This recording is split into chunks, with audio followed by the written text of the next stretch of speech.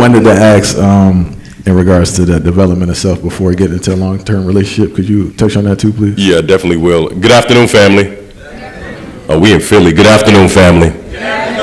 It is a great honor to be here, and I'm thankful to be amongst these amazing leaders. I've traveled the world. I've counseled and married nearly 200 couples. I have stewarded a community of 50,000 young adults who break bread every other month around the world. This question of purpose rings no matter what part of the world that you're in. But I think the purpose, let's define it. Purpose is the reason a thing exists, the why behind what you're doing. But typically in the West, when you talk about purpose, it's tied to career. Yes. What that already establishes is that purpose is separate and distinct from your relationship and your family. So that you hear people say, I got married and I lost my purpose. As though your marriage, your relationship, you as a husband, you as a wife, you as a mother, you as a father, has nothing to do with your purpose. And so I think two of the things that I think about when it comes to purpose and establishing your purpose is understand the reason you exist and then the purpose of marriage. And if you ask, how many people in this room are married, make some noise? Yeah. Well, that's a cricket ministry. We got a hot 5.5. Right here. But here's a bigger question. How many brothers and sisters are pursuing marriage? Make some noise. It's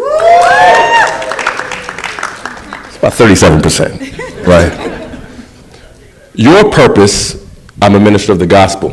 My purpose is to glorify God.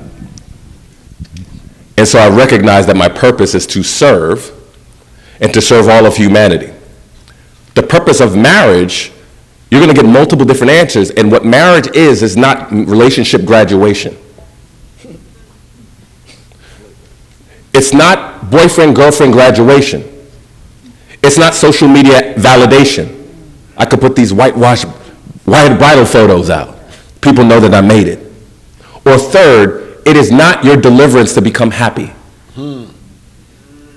Marriage is not meant to make you happy, it's meant to make you holy. That you would be set apart to become the person that God has designed you to become, and set apart to do all the things that he's called you to do, that you would look more like him. If that is the case, number one, marriages wouldn't end because people stop being happy. So again, when it comes to this purpose, I try to be very careful, I'll close here, around this notion of purpose. I think it is important for a man to understand the end and the purpose of marriage and what his goal is in that marriage and be able to articulate what his goal is in that marriage.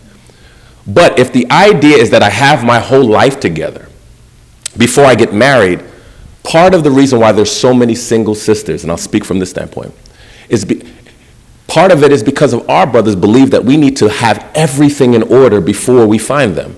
So the longer that you continue to believe that delusion, the longer they're uncovered, the longer they're out there, the longer the heartbreak. And so this idea that you have to have yourself together, I am 40 years old, I went to Harvard, I went to Stanford, I went to Texas, I went to all the greatest places, made all the money in the world, all that stuff. I have not met a man at 40, 42, 43 who felt content with where he's at. And so I think this notion is that you're clear on the purpose of marriage.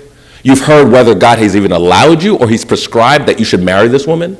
And then if that's the case, God has equipped you to be the husband that he's called you to be.